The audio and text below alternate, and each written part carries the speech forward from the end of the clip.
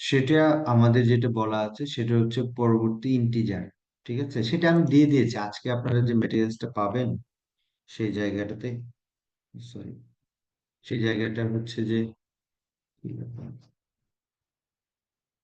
সবকিছু আছে। আচ্ছা, কতজন? 82 জয়েন করেছে। আচ্ছা, তাহলে আমরা ক্লাস শুরু করে দিতে পারি। আর কোনো প্রশ্ন আছে? আপনি কি আনসারটা পেয়েছেন?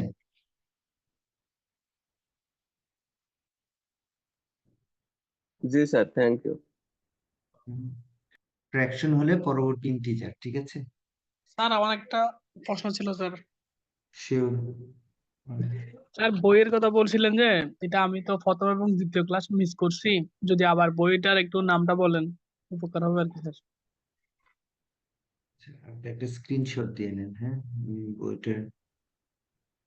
বইটা ওখানে অনেকগুলো বই আছে, আপনি ওগুলো যদি সব করেন বেস্ট।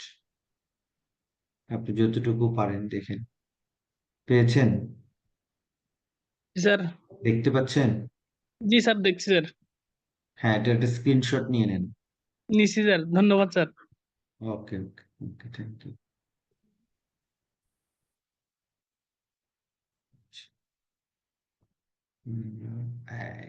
তাহলে আমরা শুরু করে দিই। হ্যাঁ, অনেক কিছু পাবেন আজকে। End of the class just I will attach my the material on corporate governance mechanism. ঠিক আছে, এখানে সবকিছু অর্গানাইজডলি পাবেন হোপফুলি। যে প্রশ্নগুলো আপনারা করেছেন সবগুলি আছে সেখানে। ঠিক আছে, তো শেষ করে দেখি আজকে শেষ করতে পারি কিনা। আজকে কত? 8th class, M I right? যারা সবগুলো ক্লাস করেছেন তারা বলতে পারেন আজকে অষ্টম ক্লাস না? জি স্যার। জি, অষ্টম ক্লাস। গুড, ঠিক আছে, তাহলে আমাদের প্ল্যান অনুযায়ী আমরা শেষ করতে পারবো সবকিছু। সমস্যা নেই। দেখেন স্ক্রিনে, what as you can see on my screen, board diversity, এটা আমি একটু ধারণা দিয়েছিলাম, মনে আছে? বোর্ড ডাইভার্সিটি আমরা গতদিন জি অনেক কিছু জি পড়েছি। অনেকে বলেছে যে, স্যার এখন তো মাথা ঘুরিয়ে যাচ্ছে। তো সেখানে একটা অপশন আসছে, সেটা হচ্ছে বোর্ড ডাইভার্সিটি। অ্যাকচুয়ালি ডাইভার্সিটি কি? কম্বিনেশন অফ বৈচিত্র্য। Some group of people sir. Variation sir, বৈচিত্র্যতা মানে ভ্যারিয়েশন, যে এক্স্যাক্টলি। ভেরিয়েশন। এক্স্যাক্টলি, এক্স্যাক্টলি, যে ডাইভার্সিটি ভ্যারিয়েশন। তো এখানে বোর্ড ডাইভার্সিটি মিন, স্ক্রিন দেখতে পাচ্ছেন তো, তাই না? জি স্যার। হ্যাঁ, আমার কথা ক্লিয়ার? Yes sir. জি, আপনারা স্যার সবাই ক্লিয়ার। একটু মিউট করেন। হ্যাঁ, যদি কোনো কোয়েশ্চেন থাকে হ্যান্ড রেজ করবেন। হ্যাঁ, আমি ফ্লোর দেব। আচ্ছা, বোর্ড ডাইভার্সিটি দ্যাট মিনস বোর্ডের ভেরিয়েশন। বোর্ডের ভেরিয়েশনস মিনস বোর্ডের মেম্বারদের ক্যারেক্টারিস্টিক্স, এক্সপিরিয়েন্স, এডুকেশন, তাদের ভেরিয়েশন। যে একটা বোর্ডের যে কম্পোজিশনটা হবে, আমরা এর আগে দেখে আসছি যে how A board can be composed. তো সেই কম্পোজিশনে যে বোর্ড মেম্বারদের একটা ভেরিয়েশন।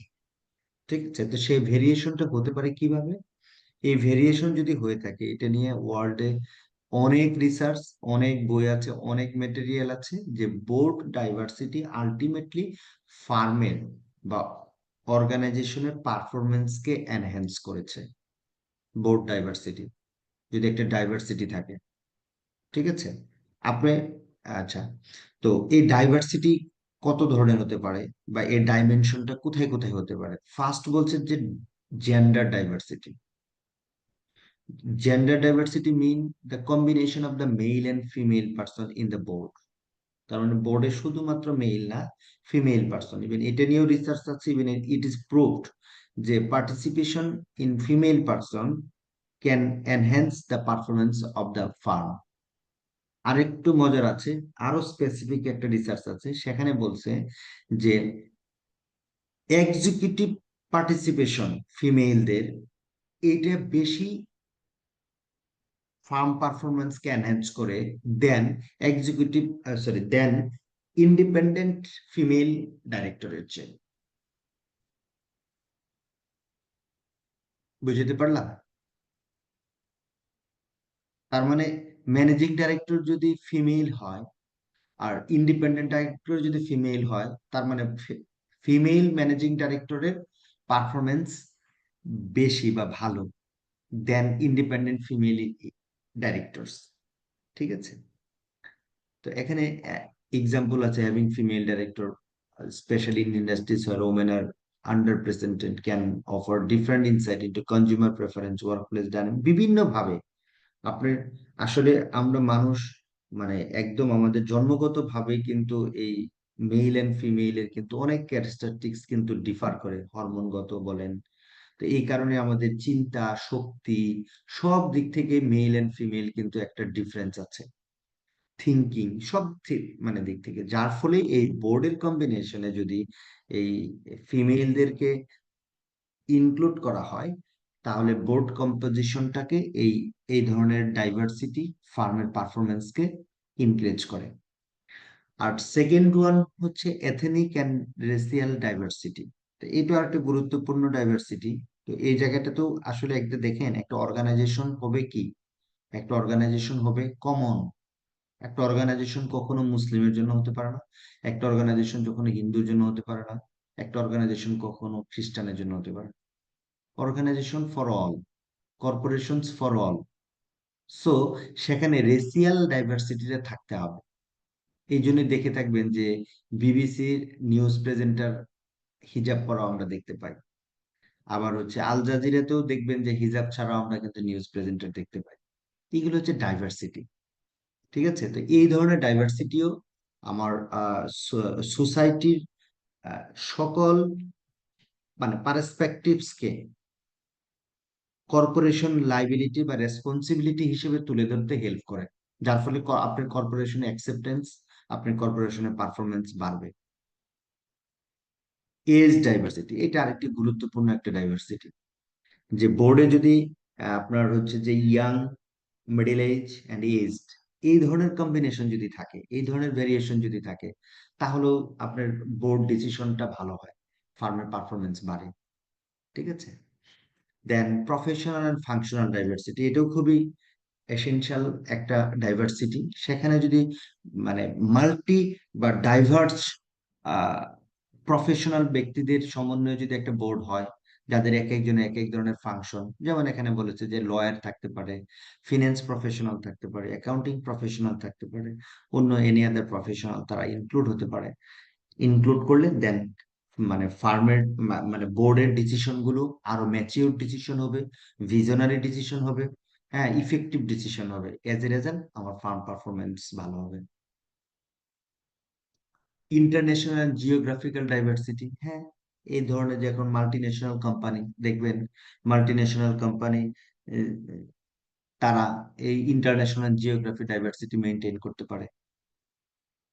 ঠিক আছে, যার ফলে আপনার কালচারাল যে ভেরিয়েশন আছে, মার্কেট ট্রেন্ড, রেগুলারিটি, এনভায়রনমেন্ট বোঝা অনেক হেল্প। বাংলাদেশে কোনো বিজনেস অপারেট করবে, তাহলে বাংলাদেশে যদি কোনো একজনকে বোর্ড অফ মানে ডাইরেক্টরের মধ্যে রাখে, তাহলে বাংলাদেশের রুলস অফ রেগুলেশন সম্পর্কে তাদেরকে ইনফর্ম করতে পারবে, বাংলাদেশের কালচার সম্পর্কে, বাংলাদেশের মার্কেট ট্রেন্ড সম্পর্কে তাদেরকে ইনফর্ম করতে পারবে, তাদের ডিসিশন মেকিং ইজিয়ার হবে। কগনিটিভ ডাইভার্সিটি, এটা হচ্ছে, এটা মোটামুটি আমাদের এর আগে চলে আসছে। সেটা হচ্ছে different thinking style, problem solving approach, decision making strategy. এটা হচ্ছে কগনিটিভ ডাইভার্সিটি। তো এইটা কিন্তু ম্যান টু ম্যান ভ্যারি করে। সেম ম্যান বা সেম প্যারালাল বা সেম ডেজিগনেশনের আপনি ধরেন সব ম্যানেজার, আপনার এক একজনের কিন্তু থিঙ্কিং স্টাইল ডিফারেন্ট, এক একজনের প্রবলেম সলভিং অ্যাপ্রোচ ডিফারেন্ট। হ্যাঁ, দেখে থাকবেন যে আপনারা যখন মাঝে মধ্যে ট্রেনিং করেন, তখন প্রবলেম সলভিং দিচ্ছে, এক একজন এক এক স্টাইলে প্রবলেম সলভ করছে, কেউ দ্রুত করছে, কেউ একটু সময় নিয়ে করছে, কেউ সময় নিয়ে করলেও 100% সঠিক করছে, স্টাইল। তো এইটা হচ্ছে কগনিটিভ ডাইভার্সিটি। এক্সাম্পল হচ্ছে some board members might prioritise long term strategy while others might focus on short term profitability. This diversity in thinking promotes balanced decision that consider multiple angles. হ্যাঁ, কেউ short term thinking করবে, কেউ long term thinking করবে, আসলে actually balance করতে পারলেই আমার ফার্মের সাস্টেনেবিলিটি বাড়বে।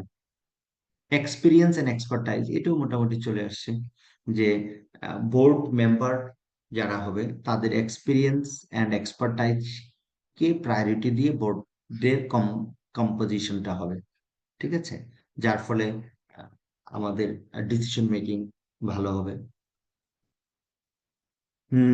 দেন 8 নম্বর হচ্ছে independence and outside perspectives. A diverse board typically includes independent directors who are not involved in day-to-day management of the company. These individuals offer unbiased opinion and challenge to status quo, that means the present situation, which is essential for good governance. হ্যাঁ, এটা বলছে যে বোর্ডের যে ডাইভার্সিটির মধ্যে বলছে যে এখানে ইন্ডিপেন্ডেন্ট ডাইরেক্টর রেখে আমার বোর্ডের ডাইভার্সিফাইড করা যায়। তো ইন্ডিপেন্ডেন্ট ডাইরেক্টরের কথা আমাদের লিগ্যাল ফ্রেমওয়ার্কে বলা আছে যে ইন্ডিপেন্ডেন্ট ডাইরেক্টর রাখতে হবে। তার মানে আমাদের লিগ্যাল ফ্রেমওয়ার্কে কিন্তু বলেনি যে আমাদের ফিমেল মেম্বার রাখতে হবে। সো এটাও আমার ডাইভার্সিফাই করবে, আমার বোর্ডকে ডাইভার্সিফাইড একটা লুক দেবে। কি কি বেনিফিটস হতে পারে অলরেডি কিন্তু সে আলোচনার মধ্যে চলে আসছে। এগুলো জাস্ট আপনাদের মানে মানে এক্সাম অ্যাপ্রোচে পড়া, যে ওখান থেকে তো এরকম প্রশ্ন হতে পারে যে what are the benefits if board diversity bought down, ঠিক আছে। Better decision making, increased innovation, innovation কিন্তু বাড়বে। আপনি যদি বিভিন্ন এইজের যদি কম্বিনেশনে আপনি বোর্ড অফ ডাইরেক্টর করেন, সেখানে কিন্তু আপনার ইনোভেশন বাড়বে। ইমপ্রুভ ফিনান্সিয়াল পারফরমেন্স, আপনি যদি বিভিন্ন প্রফেশনালদের কম্বিনেশনে বোর্ড অফ ডাইরেক্টর করেন তাহলে কিন্তু আপনার ফাইন্যান্সিয়াল পারফরমেন্স বাড়বে। মানে আলটিমেটলি আপনি বেটার যদি ডিসিশন নিতে পারেন আপনার পারফরমেন্স বাড়বে। আপনি যত ভালো ডিসিশন নেবেন তত হচ্ছে আপনি কি হবেন, সাকসেস হবেন। রিস্ক ম্যানেজমেন্ট করা ইজি হবে, ঠিক আছে। যেখানে আপনি যদি বিভিন্ন কগনিটিভ থিঙ্কিং এর পার্সন দ্বারা যদি আপনার একটা বোর্ড অফ ডাইরেক্টর যদি কম্বিনেশন হয় তাহলে আপনার রিস্ক ম্যানেজমেন্টও ইজি হয়ে যাবে। তো these are the benefits we can get from diversified board of directors. আমরা বোর্ড অফ ডাইরেক্টর বলবো না, তো আমরা বোর্ড বলবো। আচ্ছা, তো এই যে আমাদের প্রথমটাই ছিল জেন্ডার ডাইভার্সিটি। তো এই জেন্ডার ডাইভার্সিটির ক্ষেত্রে অনেক কান্ট্রিতে কম্পালশন আছে যে ওমেন রিপ্রেজেন্টেশন রাখতে হবে, ওমেন প্রেজেন্টেশন যেন থাকে বোর্ডের মধ্যে। হ্যাঁ, তো আমাদের এরকম আমি এখনো পাইনি, বাট হচ্ছে যে কিছু কিছু কিন্তু শুরু করেছে, অলরেডি শুরু হয়েছে, এরকম আছে। যেহেতু এর কম্বিনেশনটা ভালো, বোর্ডের পারফরমেন্সকে বাড়ায়, সেক্ষেত্রে একটা জাস্ট আমি একটা চিত্র দেব যে ওমেন রিপ্রেজেন্টেশন মানে ইন বাংলাদেশ পার্সপেক্টিভে বোর্ডের পার্টিসিপেশনটা কেমন। তো overall as of 2018, women held approximately 17.37% of the director position across 294 companies listed in the stock exchange. যে আমাদের স্টক এক্সচেঞ্জে যে 294টা কোম্পানির মধ্যে মোটামুটি আপনার 17.37% of the director position women আছে। However, 80 of these companies did not have any female directors, ঠিক আছে। ইন্ডিপেন্ডেন্ট ডাইরেক্টরস এর ক্ষেত্রে women constitute about 5% of the independent director position including limited. এটা ফিনান্সিয়াল এক্সপেরিয়েন্স পত্রিকা থেকে নেওয়া, পত্রিকার একটা রেফারেন্স এখানে দেওয়া হয়েছে, এই কারণে জাস্ট আমি নামটা লিখে রাখছি। তো সেক্টর অনুযায়ী আবার আপনার হচ্ছে যে ওমেন রিপ্রেজেন্টেশন মানে ভেরিয়েশন করে, বিশেষ করে আপনার ইনফরমেশন টেকনোলজি সেক্টরে হাইস্ট 24% এন্ড সিমেন্ট সেক্টরে সবচেয়ে লয়েস্ট 8% ওমেন রিপ্রেজেন্টেশন আছে। আর গ্লোবাল পার্সপেক্টিভে হচ্ছে যে in comparison to its South Asian counterparts, Bangladesh leads 17.7% women participation in board of the listed company.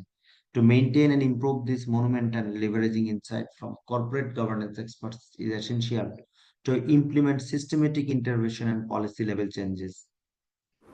Sir overall পার্টিসিপেন্টটা একটু ক্লিয়ার না স্যার। কোনটা? আচ্ছা, এই যে এই 17% ডিএসসি তে লিস্টেড কোম্পানিগুলো 17%, ডিরেক্ট কোম্পানিতে 17% কোম্পানিতে ওমেনরা ডিরেক্টর পজিশনে আছে। এটা একটা বলা রিপোর্ট, আমি বলি এটা একটা ফাইন্যান্সিয়াল এক্সপ্রেসের একটা রিপোর্ট, যেখানে ওরা বলছে যে আপনার 294টা কোম্পানিতে আমার ওমেন ডাইরেক্টর আছে। তো সেটার পার্সেন্টেজটা কেমন? সেটা হচ্ছে 17 পয়েন্ট সামথিং পার্সেন্টেজ, কিন্তু 80 কোম্পানিতে একদমই নেই। M I clear? 294টা কোম্পানিতে ওমেন পার্টিসিপেশন পাওয়া গেছে, কিন্তু সেখানে একটা এভারেজ একটা হচ্ছে যে অ্যাপ্রক্সিমেটলি 17% টোটাল ডাইরেক্টরের, ঠিক আছে, কিন্তু 80তে একজনও নেই। আচ্ছা, টোটাল ডিরেক্টর পজিশনগুলোর মধ্যে 17% কভার করে, কিন্তু হ্যাঁ। আবার 8টা কোম্পানিতে কভার করে নাই, একদমই নাই, 0%। না, এটা এখন আপনি এক্সিকিউটিভ হতে পারে, নন এক্সিকিউটিভ হতে পারে, ইন্ডিপেন্ডেন্ট হতে পারে। হুম। Thank you. ক্লিয়ার?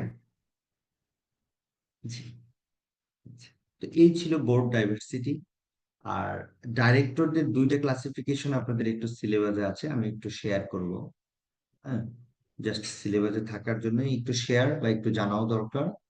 সেটা হচ্ছে যে শ্যাডো ডাইরেক্টর, ঠিক আছে, বাংলায় আমরা বলি ছায়া পরিচালক, বা অনেক সময় আমরা ছায়া শব্দটা ইউজ করি বিভিন্ন ভাবে, সরকারের ক্ষেত্রে ইউজ করি। সরকার তো এটা নামমাত্র, আরেকটা সরকার আছে ছায়া সরকার, বাংলায় বলি আমরা। হ্যাঁ, শ্যাডো গভর্নমেন্ট।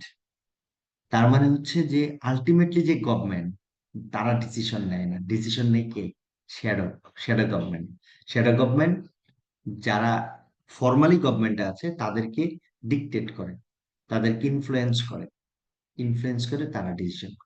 তেমনি ভাবে আপনার ডিরেক্টরদের মধ্যেও দেখা যায় যে দুই ভাই ডিরেক্টর, কিন্তু যে কাগজে কলমের ডিরেক্টর আছে সে শুধু নামমাত্র ডিরেক্টর, তাকে যা বলে যা করে আরেক ভাই সে সেটাই শোনে, সে হচ্ছে শ্যাডো ডাইরেক্টর।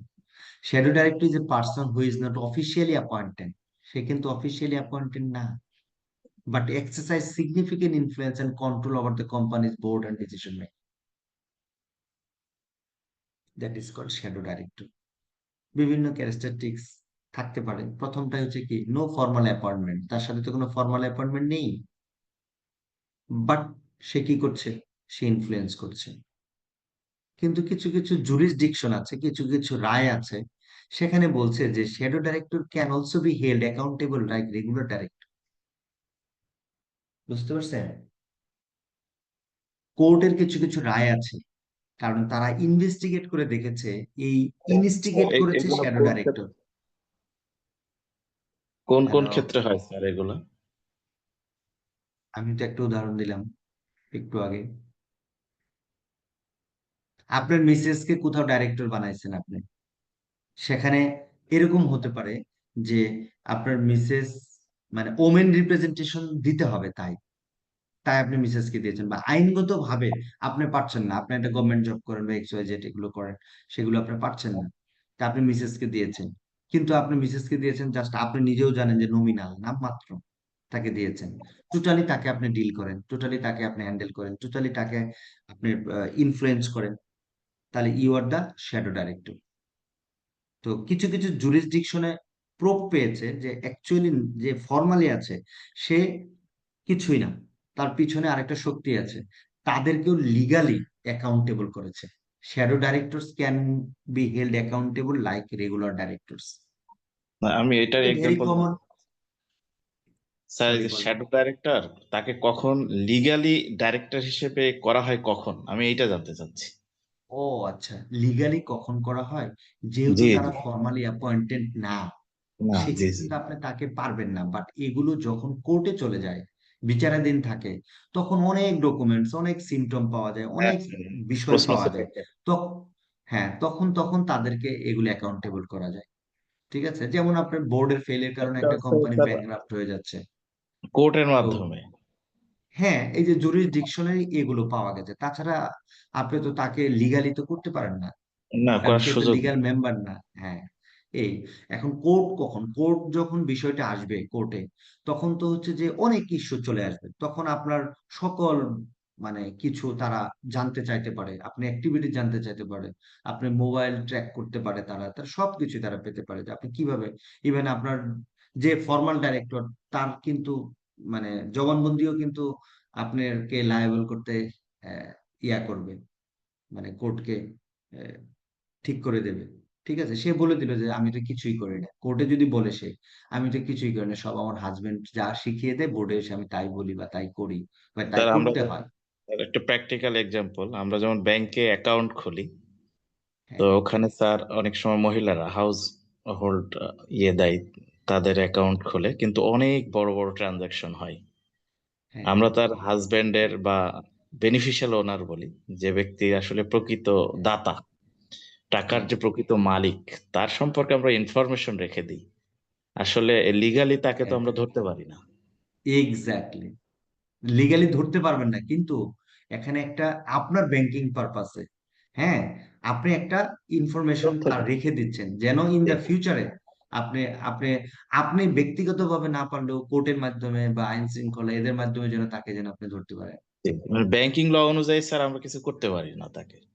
না, পারবেন না তো, ব্যাংকিং ল কেন, আপনি অন্য মানে লয় অনুযায়ী পারবেন না, আপনি আইনের আশ্রয় যদি নেন, তখন যদি আপনি সাসপেক্ট করেন যে হ্যাঁ আমি তাকে সাসপেক্ট করি তার এই ট্রানজেকশন তার সবকিছুর জন্য সে করতে পারে, তখন তারা সেটা আমলে নিয়ে তারা ফার্দার এটাকে ইনভেস্টিগেট করে তাদেরকে লায়াবল করতে পারে। ঠিকই জি, জি, বলেছেন। জি, জি। ঠিক আছে, গভর্নেন্স অ্যাকচুয়ালি যদি এনশিওর ওখানে হয়, শ্যাডো অ্যাকাউন্ট হোল্ডার। আমাদের ব্যক্তি জীবন থেকে শুরু করে আমাদের কর্পোরেটের জীবন, কর্পোরেট লাইফ, রাষ্ট্রীয় জীবন সবকিছু অনেক মানে ইজি, ইভেন ইমপ্রুভড করবে। একটা ছোট্ট এক্সাম্পল দেই, আপনারা সবাই বাই দিস টাইম জেনেছেন যে আমাদের মিডল ইস্টের সাথে এই প্লেন ফেয়ার অনেক কমেছে, এই গভর্নমেন্ট করেছে, এরকম একটা নিউজ দেখেছেন না? জি স্যার। হ্যাঁ, অ্যাকচুয়ালি কিন্তু মানে এটা অন্য কেউ নিয়েন না, গভর্নমেন্ট এই জায়গাটাতে ফেয়ার কমায়নি। ঠিক আছে, গভর্নমেন্ট এই জায়গায় একটা ট্রান্সপারেন্সি এনশিওর করেছে, একটা গভর্নেন্স এনশিওর করেছে, তাহলে অটোমেটিক্যালি আপনার এই প্লেন ফেয়ারটা কমে গেছে। সেখানে যেটা ছিল, সে ধরেন একটা প্লেনে 500 প্যাসেঞ্জার যেতে পারে, আগে যারা মানে মানে যারা এজেন্ট ছিল, যারা হচ্ছে যে এই ধরনের টিকেটের বিজনেস করে, সেই এজেন্ট গুলো হচ্ছে যে ওই এয়ারলাইন্স কোম্পানি থেকে 500 টিকেট তিনটে এজেন্ট বা দুইটা দুইটা এজেন্ট মিলে 250-250 টিকিট তারা কিনে নিয়ে নিত। তো প্রথম যখন তারা এইভাবে কিনে নিত, তখন তো তার প্লেন বুক, সে তো আর টিকিট তো আর সে তো অনলাইনে শো করছে না, কেউ টিকিট কাটতে পারছে না। যখন একজন একজন করে মিডল ইস্টে যারা যাবে আসছে, তখন তাদেরকে বার্গেনিং এর মাধ্যমে যে আপনি এত টাকা লাগবে, এই লাগবে সেই লাগবে, এইভাবে এইভাবে যত পারে যার কাছ থেকে যত পারে সেভাবে তারা ফেয়ারটা নিয়ে নিচ্ছে। পরবর্তীতে যখন এয়ারলাইন্স কোম্পানিগুলো বুঝতে পারলো যে তারা এইভাবে লটে যখন টোটাল প্লেনটার মানে প্লেনের প্যাসেঞ্জার কিনে নিচ্ছে, দেন এটা আমিও বিজনেস করব, সে তখন এগুলো ফেয়ার বাড়িয়ে দিত, যার ফলে এই ফেয়ার গুলো আরো অনেক বাড়তো, অনেক বেশি বেড়ে গিয়েছিল। কিন্তু গভর্নমেন্ট যেটা করলো যে আপনাকে এখানে গভর্নেন্স মেনটেন করতে হবে, ট্রান্সপারেন্সি থাকতে হবে। আপনি 500 টিকিট কেউ কিনতে পারে, দুইটা এজেন্সি বা একটা এজেন্সি মিলেও কিনতে পারে, কাদের নামে টিকিট কিভাবে কিনবে এটা শুরুতেই এটা এনশিওর করতে হবে। এবার আপনি কিনবেন, 250 টিকিট কিনবেন, কার নামে কিনবেন, কার পাসপোর্ট দিয়ে কিনবেন বলেন, সে কি যাবে আদৌ? শেষ, প্রাইস ড্রপ, আর কেউ কিনছে না, কেউ একটা প্লেনের 500 টিকিট এট এ টাইম কিনছে না, প্রাইস একদম ড্রপ হয়ে গেছে। এখানে প্লেন ফেয়ার কমানো হয়নি, এখানে জাস্ট একটা সিস্টেম কি কি করা হয়েছে, এস্টাবলিশ করা হয়েছে। তো কর্পোরেট গভর্নেন্স তো আমাদের কি একটা সিস্টেম। ইয়েস স্যার, যদি সিস্টেম ডেভেলপ হয়ে যায় তাহলে তো স্যার অটোমেটিক্যালি পজিটিভ রেজাল্ট পাওয়া যায়। অ্যাকাউন্টেবিলিটি ক্রিয়েট হয়, সিস্টেম ইমপ্লিমেন্ট করলে অ্যাকাউন্টেবিলিটি ক্রিয়েট হয়। আপনাকে আচ্ছা, তো এই শ্যাডো ডাইরেক্টর নিয়ে কোম্পানি একটা কিছু কিন্তু বলা নাই। হুম, কর্পোরেট গভর্নেন্সেও আমরা ওইরকম কিছু পাইনি, বা ট্রান্সপারেন্সির ক্ষেত্রে বলেছে। তো ট্রান্সপারেন্সির ক্ষেত্রে আপনি ওই যে একজন বলেছে যে আমরা এগুলো মানে সেগুলো হচ্ছে তার মানে জব থেকে স্ট্র্যাটেজি আসে, যে একজন অ্যাকাউন্ট হোল্ডার আমি ফিল করছি যে সে তো হাউস ওয়াইফ, তার ট্রানজেকশন তেমন নাও হতে পারে বা এরকম, তার তো ইনকাম সোর্স নেই কিন্তু বড় ট্রানজেকশন হচ্ছে, তাহলে তার ফ্যামিলি মেম্বারদের একটু ইনফরমেশন আমি রাখি। আরেকজন হচ্ছে অল্টারনেট ডাইরেক্টর, এটা নিয়ে আছে alternate director is a person appointed by board member to act in their place during their absence. This ensures that company's board meeting and decision-making process are not disrupted due to temporary unavailability of director. একজন director absence, আরেকজন director, এটা temporary অ্যাপয়েন্টমেন্টও করা যেতে পারে। Can perform all duties of the director but can not appoint another alternate. এটা একটা permanent না, এটা just absence of the regular director. Just these are the features of the alternate director. Legal প্রভিশনের ক্ষেত্রে কি বলা আছে? Company act 1994 allows companies to appoint alternate director if their articles of association permit it. যদি অ্যাসোসিয়েশনে বলা থাকে তাহলে alternate director appoint করা মানে যেতে পারে, যদি আপনার ওই রেগুলার ডাইরেক্টরের অ্যাবসেন্স থাকে। Corporate governance does not specify mention alternate director, আমরা পাইনি কিন্তু কর্পোরেট গভর্নেন্স যখন টোটাল পড়েছি সেখানে কিন্তু পাইনি। তো সমস্যা নেই, যেহেতু কোম্পানি অ্যাক্ট বলছে আর্টিকেলস যদি থাকে সেক্ষেত্রে কোম্পানিগুলো আর্টিকেলসে কিন্তু এটা রাখতে পারে, ঠিক আছে? কারণ একজন ডাইরেক্টর দীর্ঘদিন যাবত অসুস্থ থাকতে পারে, তো সেই কারণে তার একটা অল্টারনেট হিসেবে কাউকে রাখতে পারে, কিন্তু এটা অ্যাসোসিয়েশনের স্পেসিফিক মানে করা থাকতে হবে যে আমি যদি আর একটা অল্টারনেট নিয়োগ দিই, কিভাবে নিয়োগ দেব, কিভাবে নিয়োগ প্রক্রিয়া সম্পূর্ণ করতে পারি, কাকে নিয়োগ দিতে পারি, কি ধরনের ব্যক্তিকে নিয়োগ দেওয়া যেতে পারে, সেগুলো অ্যাসোসিয়েশন একটু লেখা থাকে আর কি।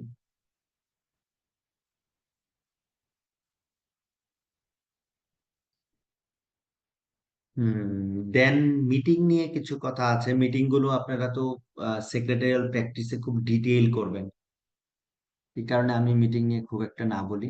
জাস্ট দেখেন ডাইরেক্টরদের যখন মিটিং হবে তো মিটিংটা কি কনভেন করতে হবে, খুবই স্বাভাবিক, তাই না? তারপর হচ্ছে সেই মিটিং এ ভোটিং সিস্টেম কিভাবে হবে। ডেফিনেটলি যদি কোনো ইস্যু আসে যে কিছু মত দিয়েছে, কিছু দ্বিমত দিয়েছে, সেক্ষেত্রে মেজরিটি বেসিসে ভোট হবে, আর চেয়ারম্যানের ভোটটা থাকবে টাই ভোট, ঠিক আছে? যদি মানে চারজন চারজন আটজন হয়ে যায় সেক্ষেত্রে চেয়ারম্যান যেদিকে ভোট দেবে সেটাই আপনার ডিসিশনটাই হবে, ঠিক আছে? কয়েকদিন আগে কি কোন ব্যাংকের যেন ম্যানেজিং ডাইরেক্টর কি করলো, পদত্যাগ করলো না? কোন ব্যাংকের এনসিসি ব্যাংক। না, NCC এসবিএসসি ব্যাংক না sir, south south Bangla. Bangla south agriculture, Bangla south agriculture, Bangla হ্যাঁ সাউথ বাংলা ডাইরেক্টর পদত্যাগ করেছে, ঠিক আছে? তো সে কিন্তু মানে মেম্বার অফ দ্য বোর্ড, তার কিন্তু মানে প্রবলেমটা ক্রিয়েট হয়েছে বোর্ড মিটিং থেকে, ঠিক আছে? সে কিন্তু পদত্যাগ করেছে। এনিওয়ে, দেন কুরাম একটা বিষয় আছে, এগুলো আপনার সেক্রেটারিয়াল প্র্যাকটিসে খুব ভালো করে পড়বেন, পড়তেই হবে সেখানে। হ্যাঁ, ইভেন কোম্পানি একটু কুরাম নিয়ে এগুলো বলা আছে ডিটেল। এই রেগুলেশন গুলো হচ্ছে সম্পূর্ণ কোম্পানি এক থেকেই নেওয়া। আমরা এগুলো দেখেছি, regulation 91 A appointment of the chairman বলেছে, এগুলো আমরা কর্পোরেট গভর্নেন্স কোডে দেখেছি। তারপর হচ্ছে যে কমিটি অফ দ্য ডাইরেক্টরস, ডাইরেক্টরের মধ্যে থেকে যদি কমিটি হয়, ঠিক আছে? আচ্ছা, সেক্ষেত্রে আমরা আচ্ছা একটু পরে আসছি মনে হয় পাবো। আমরা দুই ধরনের কমিটি করেছিলাম, অডিট কমিটি আর এনআরসি কমিটি, কিন্তু আরেকটা কমিটি আছে, সেটা আমাদের শুধুমাত্র গভর্নেন্স কোডে দুইটা কমিটি আছে, কিন্তু বাস্তবে আরো একটি কমিটি আছে, আরো একটা না আরো একাধিক কমিটি থাকতে পারে, আসতেছি সেটা আমরা পরবর্তীতে। আচ্ছা, এবার ম্যানেজিং ডাইরেক্টর অ্যাপয়েন্টমেন্ট, এটা তো আমরা করিনি তাই না? এটা একটু দেখবো, এটা কোম্পানি একটা আপনারা পড়তেও পারেন আপনাদের কি বিজনেস লতে। তো এখানে একটু দেখি আমরা, আমাদের এখানে একটু এখান থেকেও প্রশ্ন আমি দেখলাম প্রিভিয়াস ইয়ারে হয়েছে, এই কারণে আমি একটু এমফাসাইজ দিয়ে রেখেছি। আমরা তো ম্যানেজিং ডাইরেক্টর জানি যে সে হচ্ছে একটা এক্সিকিউটিভ ডাইরেক্টর, সে কি করবে, সে অপারেশনাল ম্যানেজমেন্ট টিমকে লিড দেবে, সে ডে টু ডে অ্যাক্টিভিটিসকে সে কি করবে, ইমপ্লিমেন্ট করবে। ঠিক আছে, তো লিগ্যাল প্রভিশনে কি আছে যে ম্যানেজিং ডাইরেক্টর কিভাবে নিয়োগ হতে পারে।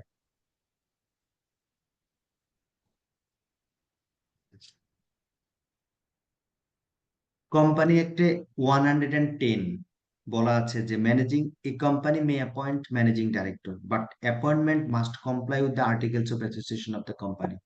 এখন ম্যানেজিং ডাইরেক্টরের কোয়ালিটি, এক্সপিরিয়েন্স, হ্যাঁ, রিমুনারেশন কি থাকবে সব আর্টিকেলস অফ অ্যাসোসিয়েশনে বলা থাকবে, সেই অনুযায়ী ম্যানেজিং ডাইরেক্টর নিয়োগ হতে পারে। ঠিক আছে, সেটাকে কমপ্লাই করতে বলছে। A person cannot be appointed as managing director for more than 5 years at a time, but can be reappointed after the term expired. Managing director must be a director of the company. A company cannot appoint more than one managing director at a time. এখানে একটু বলছে যে unless permitted by its articles of association special resolution, সাধারণত এগুলো থাকে না, generally এগুলো থাকে না, আর্টিকেলস অফ অ্যাসোসিয়েশনে আরেকজন ম্যানেজিং ডাইরেক্টর থাকতে হবে, সেটা থাকে না। বাট সেটা যেটা করেছে আর্টিকেলস অফ অ্যাসোসিয়েশনে করেছে, ডিএমডি করেছে, ডেপুটি ম্যানেজিং ডাইরেক্টর করেছে, এডিশনাল ম্যানেজিং ডাইরেক্টর করেছে। আর রেগুলেশন 96 থেকে 98 পর্যন্ত স্কেডিউল 1-এ বলছে যে আপনার এই board of director has delegated the power to the managing director. Board determines the terms of appointment, duty and remuneration of the MD. But এইটা যখন করে তখন বোর্ড অবশ্যই কনসিডারেশনে নেয় আপনার অ্যাসোসিয়েশনে কি বলা আছে। ঠিক আছে, board May delegate specific power the MD as necessary, definitely. Criteria কি, ক্রাইটেরিয়া অ্যাপয়েন্টমেন্ট আমরা তো দেখে আসলাম, সে রিঅ্যাপয়েন্টমেন্ট হতে পারে, বাট এক টার্মের জন্য সে কত 5 বছর হতে পারে। আর কে ম্যানেজিং ডাইরেক্টর হতে পারবে না, must not be disqualified under the provision of company act 1994। যেমন যদি কোনো কনভিক্টেড পার্সন হয়, ইনসলভেন্ট হয়, নিজেকে যদি আনফিট হিসেবে ডিক্লেয়ার করে, they can not be the managing director as per the companies act 1994। প্রক্রিয়াটা কি, প্রক্রিয়াটা হচ্ছে যে আমাকে আগে চেক করতে হবে আর্টিকেলস অফ অ্যাসোসিয়েশনে কিছু বলা আছে কিনা। ঠিক আছে, যদি আর্টিকেল অফ অ্যাসোসিয়েশন সাইলেন্ট থাকে তাহলে একটা স্পেশাল রেজুলেশন পাস করতে হবে to appoint the managing director. ঠিক আছে, the board of director must pass a resolution approving the appointment of the managing director. Ultimately appointment কে দেবে, board of director, and they will specify the term of the managing director, compensation of the managing director, as well as the power and duties of the managing directors. In some cases, shareholder approval is required in the AGM or EGM, extraordinary general meeting. And আরেকটা company একটা বলা আছে যে filing with the register of joint stock company, RJSC. আপনি যদি managing director নিয়োগ দেন, এটাকে আরজিএসসি কে inform করতে হবে, তাদেরকে ফাইল দিয়ে জানাতে হবে। The company must file the necessary forms and resolutions with the RGSC in Bangladesh with the prescribed form. সেখানে কি কি থাকবে, form 12, board resolution copy and the concern letter of the managing director. আপনারা যখন হবেন কোম্পানির সেক্রেটারি, তখন এই ফর্মালিটিস গুলো মেনটেন করতে হবে। The company must disclose the appointment in its financial statements and governance report. Definitely, listed company must also notify the stock exchange and the regulatory authorities as per the corporate governance code. হ্যাঁ, stock exchange কে জানাবে তারা, হ্যাঁ, যে তাদের managing director নতুন নিয়োগ হয়েছে, কে নিয়োগ হয়েছে, এগুলো সব ডিটেল তাদেরকে জানাতে হবে। পাওয়ার গুলো নিয়ে বলা আছে, রেসপন্সিবিলিটি, এগুলো আমরা জানি, মোরলেস এগুলো আমরা জানি।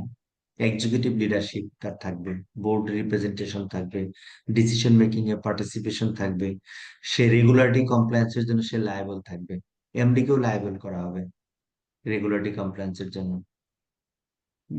স্টেক হোল্ডার ম্যানেজমেন্টে সে রোল প্লে করবে, সে শেয়ার হোল্ডারদের সাথে রিলেশন মেনটেন করবে, ইনভেস্টরের সাথে রিলেশন মেনটেন করবে, বিভিন্ন রেগুলারিটি বডি যারা আছে যেমন Bangladesh securities and exchange commission, হ্যাঁ, ন্যাশনাল বোর্ড অফ রেভিনিউ, এদের সাথে কি করবে?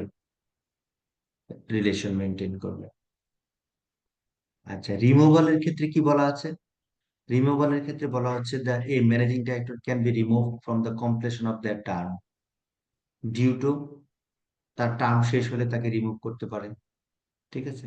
সে রেজিগনেশন করতে পারে, বোর্ড রেজলিউশন ডেকে তাকে রিমুভ করতে পারে, তার মিসকন্ডাক্টের জন্য তাকে রিমুভ করতে পারে, তার পারফরমেন্স ভালো না হওয়ার জন্য তাকে রিমুভ করতে পারে, লিগাল যদি কোনো মানে ডিসকোয়ালিফিকেশন আছে, কোনো কনভিকশন যদি আসে, তাহলে সেটা হতে পারে। ইভেন সেটাও আরজিএসসি কে নোটিফাই করতে হবে আপনি যদি ম্যানেজিং ডাইরেক্টরকে রিমুভ করেন।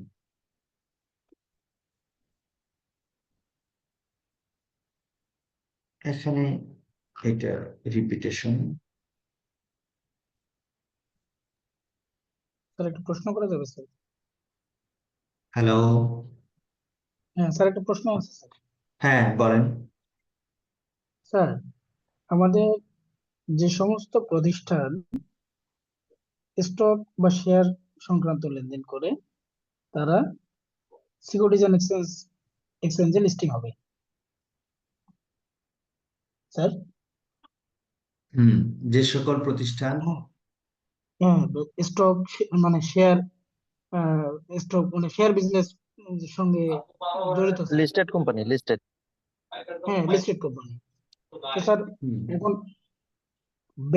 ব্যাংকের ক্ষেত্রে স্যার, যে সমস্ত ব্যাংক এই আহ, এই ধরনের শেয়ার সংক্রান্ত সঙ্গে কোনো ইয়া নাই স্যার, তারা কি এই সিকিউরিটিজ অ্যান্ড এক্সচেঞ্জ কমিশনের সঙ্গে লিস্টেড থাকবে কিনা স্যার? এটা একটা প্রশ্ন স্যার। আচ্ছা, আমি প্রশ্নটা ঠিক মতো বুঝতে পারিনি, আমি একটু ক্লিয়ার করে নিচ্ছি প্রথমে স্যার, প্রশ্নটা। সেটা হচ্ছে মানে যে হ্যাঁ, জি স্যার। দেখবেন যে ব্যাংকগুলো তাদের একটা করে সাবসিডিয়ারি অর্গানাইজেশন করে, যেটাকে আমরা জি বলি স্যার। Merchant banking. তো তারা কিন্তু লিস্টেড, সেটা বলতে যাচ্ছেন তাই তো? জি, জি স্যার, জি। যে তো তো সেক্ষেত্রে সেক্ষেত্রে ব্যাংকটা সেক্ষেত্রে ব্যাংক লিস্টেড থাকবে কিনা? জি স্যার, এটা লিস্টেড থাকবে কিনা স্যার? বা তার প্যারেন্ট কোম্পানির যে এমডি, তিনি লিস্টেড হবেন কিনা স্যার? প্যারেন্ট কোম্পানির এমডি লিস্টেড হবে কিনা? আচ্ছা, একটু বলি আপনাকে যে এই যে আমরা যে এই গভর্নেন্সটা পড়ছি, হ্যাঁ, এই জি গভর্নেন্সের স্যার। দ্বারা আপনার প্রতিষ্ঠানগুলোর রেগুলেশন, কন্ট্রোল, অ্যাকাউন্টেবিলিটি, ট্রান্সপারেন্সি বাড়বে না কমবে?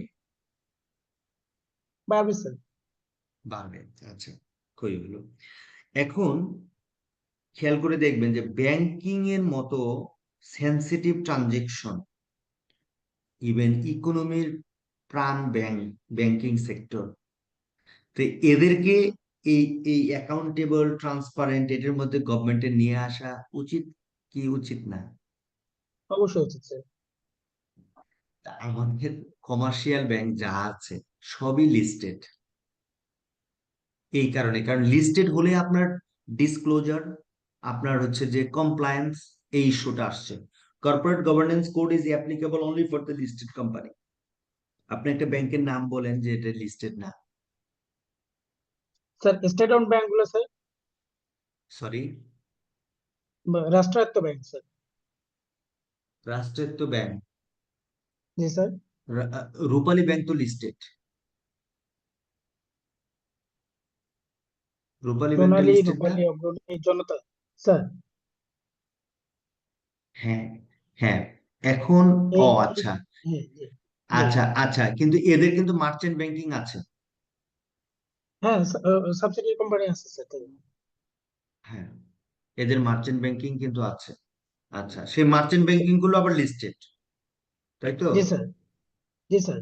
স্যার এখানে মার্চেন্ট ব্যাংকিং গুলো মার্চেন্ট ব্যাংক লিস্টেড। গুলা লিস্টেড হওয়াটা তো আসলে সেটা অন্য একটা কনটেক্সট, মানে হচ্ছে তারা জাস্ট এই ট্রানজেকশন গুলো চালিয়ে নেওয়ার জন্য মার্জিন লোন প্লাস ব্রোকারেজ হাউসকে সাপোর্ট দেওয়ার জন্য তারা লিস্টেড, কিন্তু আলটিমেটলি লিস্টিং যেটা বোঝায় সেটা তো হচ্ছে কোম্পানি লিস্টিং আর কি। তারা তো মার্কেটের একটা ইন্টারমিডিয়ারিস আর কি, যারা মার্চেন্ট ব্যাংক, ব্রোকারেজ হাউস, মানে ওই অর্থে তো তারা আসলে লিস্টেড না। মানে একটা ট্রানজাকশন করার জন্য একটা লিগ্যাল ফ্রেমওয়ার্কের আন্ডারে, বিসেক বা স্টক এক্সচেঞ্জের আন্ডারে তারা হচ্ছে কাজ করছে, কিন্তু আলটিমেটলি লিস্টিং যেটা বোঝায় সেটা তো অন্য জিনিস আর কি, মানে লিস্টেড কোম্পানি যেগুলো আর কি সেটা বোঝায়, কিন্তু মার্চেন্ট না, ব্যাংক, ব্রোকারেজ হাউস এটাও লিস্টেড, কিন্তু লিস্ট এটা এটা হচ্ছে একটা ওই লিগ্যাল ফ্রেমওয়ার্কের মধ্যে কাজ করার জন্য লিস্টেড আর কি। না, হ্যাঁ হ্যাঁ ঠিকই বলেছেন যে আলটিমেটলি লিস্টেড বলতে যেটা সেটা হচ্ছে আমাদের ক্যাপিটাল মার্কেটের সাথে লিস্টেড। জি স্যার। স্টক বাংলাদেশের এক্সচেঞ্জে capital market market, share issue করছে কিনা সেটা তাদের লিস্টেড বোঝায় না স্যার? হ্যাঁ, না, লিস্টেড বলতে যেটা বোঝায় আমাদের ক্যাপিটাল মার্কেটের সাথে লিস্টেড। বাংলাদেশের দুইটা ক্যাপিটাল মার্কেট, একটা হচ্ছে ঢাকা স্টক এক্সচেঞ্জ আর একটা হচ্ছে চিটাগাং স্টক এক্সচেঞ্জ। আচ্ছা, তো এখন এইটার সাথে লিস্টেড। এখন যারা মার্চেন্ট ব্যাংকিং এর মতো করে তারা কিন্তু জেনারেলি এই স্টক এক্সচেঞ্জ রিলেটেড অ্যাক্টিভিটিজ এর সাথে যুক্ত, তাদেরকে বলা হয় ইনস্টিটিউশনাল ইনভেস্টর। ইনস্টিটিউশনাল ইনভেস্টর নিয়ে কিন্তু আমরা পড়ে আসছি, তখন তাদের একটা কম্পালশনই ক্রিয়েট হয়ে যায় যে তাদেরকে লিস্টেড না হলে লিস্টেড ব্যাংকের সাথে তারা কিভাবে মানে কি করবে। এই কারণে তারা তো সবগুলোই লিস্টেড দেখা যায়, কিন্তু রাষ্ট্রায়ত্ত ব্যাংক ছাড়া আদার্স মানে মানে যতগুলো কমার্শিয়াল ব্যাংক আছে সবগুলোই তো লিস্টেড। স্যার ফরেন রাষ্ট্রায়ত্ত ব্যাংকগুলো ব্যাংকও বাদে। তো লিস্টেড। স্যার রাষ্ট্রায়ত্ত ব্যাংকগুলো তো লিস্টেড, তারা তো পাবলিক লিমিটেড কোম্পানি, তারা শেয়ার ট্রেড করতেছে মার্কেটে। না, শেয়ার, রূপালীটা করছে, সোনালী কি করছে? হ্যাঁ হ্যাঁ স্যার করতেছে, এখন সবই পাবলিক লিমিটেড কোম্পানি। সোনালী ব্যাংক পিএলসি। না না, পিএলসি ঠিক আছে, সেটা পরে আসছি, কিন্তু আমার কথাটা হচ্ছে যে এটা সোনালী বিদেশি শেয়ার কি ব্যাংক ট্রেডিং হয়? হ্যাঁ ট্রেডিং তো করে স্যার সবাই। আপনি শিওর? রূপালী করে, সংস্থার তার চিন্তা করে না। কোম্পানি শেয়ার মার্কেটে ছাড়া হয় নাই, তারা শেয়ারের সাথে জড়িত ব্যবসায়, কিন্তু আচ্ছা, গভর্নমেন্ট শেয়ার ছাড়ে নাই মার্কেটে।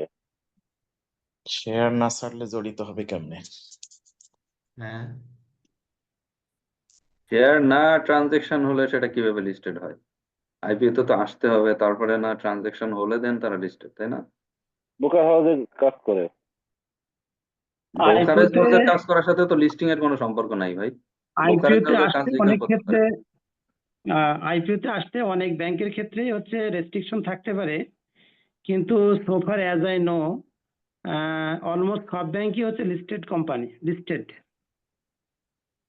এখন আইপিওতে আসবে কি আসবে না, বা শেয়ার ট্রেডিং আসবে কি আসবে না, ক্যাপিটাল তাদের রেইজ করা লাগবে কি লাগবে না, এগুলো ভিন্ন ইস্যু, এগুলো পরিস্থিতি অনুযায়ী তারা সিদ্ধান্ত নেবে। কিন্তু ultimately listed. Ultimately listed. Ultimately listed. এখন সোনালী ব্যাংক পিএলসির ক্যাপিটাল রেইজ করবে কিনা সেটা তো গভর্নমেন্ট সিদ্ধান্ত নেবে, পরবর্তী সেটা আইপিওতে আসবে কিনা, বা অনেক ব্যাংকের ক্ষেত্রে রেস্ট্রিকশন থাকতে পারে, তারা আইপিওতে আসতে পারবে না, ব্যারিয়ার্স থাকতে পারে, অনেক ধরনের বাধা থাকতে পারে। আসলে লিস্টেড। আলটিমেটলি লিস্টেড, রাইট, ঠিক বলেছেন। আপনি কি উত্তরটা পেয়েছেন? সিলেক্ট কর স্যার, উপরে এস টিক দেন স্যার, এস দিয়ে তো সোনালী ব্যাংক চলে আসবে যদি উপরে থাকে। এস দেব?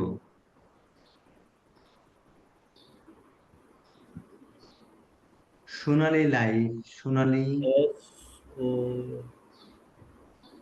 আচ্ছা ব্যাংকিং মানে এটা অনুযায়ী আপনি দেখা যায় এটা হচ্ছে যে স্যার আপনার আরেকটু যদি শেয়ার করি স্যার, লিস্টেড নাকি লিস্টেড না সেটা তো আমাদের মেমোরান্ডামেই তো উল্লেখ থাকবে নাকি, মেমোরান্ডাম অফ অ্যাসোসিয়েশন, মেমোরান্ডাম অথবা আর্টিকেলস অফ অ্যাসোসিয়েশনে এগুলো, সরি মেমোরান্ডামে উল্লেখ থাকবে তো এটা নাকি,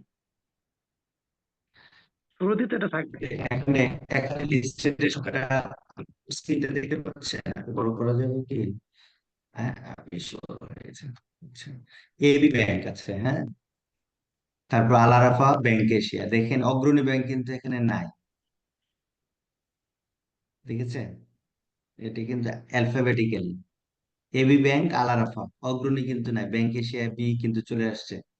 আচ্ছা, তারপরে কিন্তু স্যার হচ্ছে অগ্রণী যে সাবসিডারি, স্যার অগ্রণী সাবসিডারি অগ্রণী ইকুইটি আছে স্যার, যেটা হ্যাঁ এখানে নাই স্যার, হ্যাঁ, আপনি অগ্রণী বোঝাতে ইকুইটি, পারছেন না অগ্রণী অগ্রণী ইকুইটি ইকুইটিটা, না না না, যে প্রশ্নটা করেছে যে অগ্রণী ইকুইটিটা কেন স্যার লিস্টেড, মানে একজন প্রশ্নটা করেছে অগ্রণী ব্যাংক লিস্টেড না, কিন্তু অগ্রণী ইকুইটিটা কেন?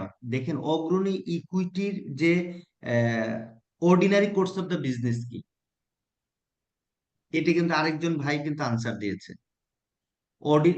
অগ্রণী ইকুইটির অর্ডিনারি কোর্স অফ বিজনেসটা কি?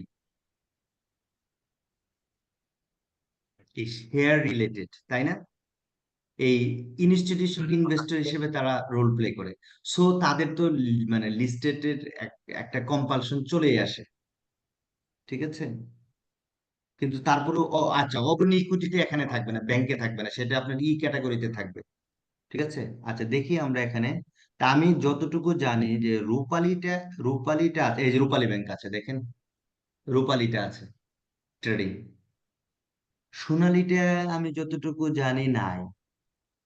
দেখেন রাষ্ট্রায়ত্ত ব্যাংকে শুধু একটাই ট্রেডিং হয়, সেটা রূপালী।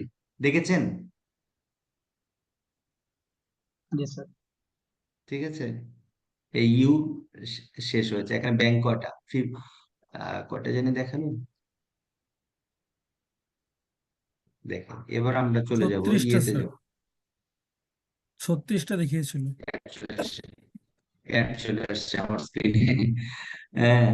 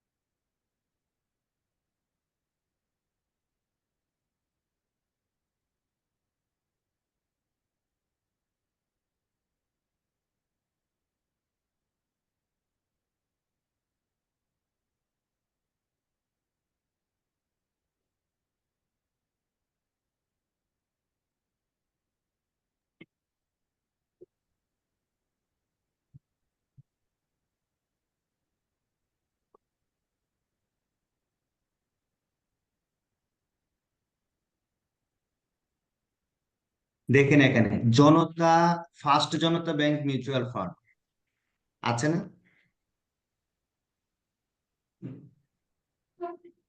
দেখতে পাচ্ছেন? অল ফান্ডস আছে, হ্যাঁ কিন্তু রাষ্ট্রায়ত্ত ব্যাংকের ভেতরে শুধু রূপালী ব্যাংক হচ্ছে লিস্টেড, আর কেউ লিস্টেড না। হ্যাঁ হ্যাঁ হ্যাঁ, সেটা তো আমি আগেই বলেছি, শুরুতেই বলেছি, ঠিক আছে?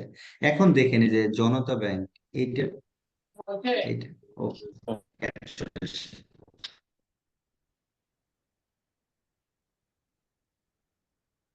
হুম, ফার্স্ট জনতা ব্যাংক, হ্যাঁ। এখন এই যে জনতা ব্যাংক মিউচুয়াল ফান্ড, এই মিউচুয়াল ফান্ডের নেচার অফ দ্য বিজনেসটা কি বলেন? মিউচুয়াল ফান্ডের নেচার অফ দ্য বিজনেস, এই কারণেই এরা লিস্টেড হতে হয়েছে, এরা লিস্টেড হয়ে এদেরকে কাজ করতে হবে, কারণ এদের তো মানে মার্কেট রিলেটেড কাজ। শেয়ার মার্কেটকে ইমপ্রুভ করার জন্য তো মিউচুয়াল ফান্ড গুলো করা হয়েছে, ক্যাপিটাল মার্কেটকে বুস্ট আপ করার জন্য আপনার হচ্ছে মিউচুয়াল ফান্ড করা হয়েছে। তো সুতরাং তাদেরকে তো মানে লিস্টেড ছাড়া তারা বিজনেস অপারেশনটা তো কেমন? এবার কি উত্তর পেয়েছেন? যে প্রশ্ন করেছেন, আনসার পেয়েছেন? স্যার, আচ্ছা, থ্যাংক ইউ, প্রশ্নটা আমি হ্যাঁ করছিলাম, আমার বলেন। কথা আসলো। জি, আমি হ্যাঁ হ্যাঁ বলছিলাম স্যার যে সাবসিডিয়ারি কোম্পানি, যে এটা তো লিস্টেড থাকতেই হবে স্যার, সাবসিডিয়ারি যদি ইকুইটি বা শেয়ারের সঙ্গে সম্পৃক্ত থাকে স্যার। হ্যাঁ হ্যাঁ, হ্যাঁ, তো এইটা সেক্ষেত্রে এইটা Bangladesh and securities and exchange কমিশনের, আমি একদম 100% শিওর না, বাট এটা Bangladesh and securities and exchange কমিশনের আমার মনে হয় একটা ডিরেকশন আছে যে তারা যদি এই ধরনের মিউচুয়াল ফান্ড করে, কারণ মিউচুয়াল ফান্ড তো তাদের ইয়েতেই করে, হচ্ছে যে মানে তাদের ডিরেকশনেই করে বা তাদের অ্যাপ্রুভালে করে, সেক্ষেত্রে তাদেরকে লিস্টেড হতে হবে। ও, সেটাই স্যার আমি বলছি যে সেক্ষেত্রে হোল্ডিং কোম্পানির এমডি ইয়া সিকিউরিটিজ এন্ড এক্সচেঞ্জে থাকবে, না সাবসিডিয়ারি কোম্পানির সিইও থাকবে স্যার? আচ্ছা, হোল্ডিং কোম্পানির সিইওটা? জি জি, হোল্ডিং কোম্পানিতে কিন্তু স্যার ওই সাবসিডিয়ারি কোম্পানিতে তো একজন সিইও থাকে স্যার।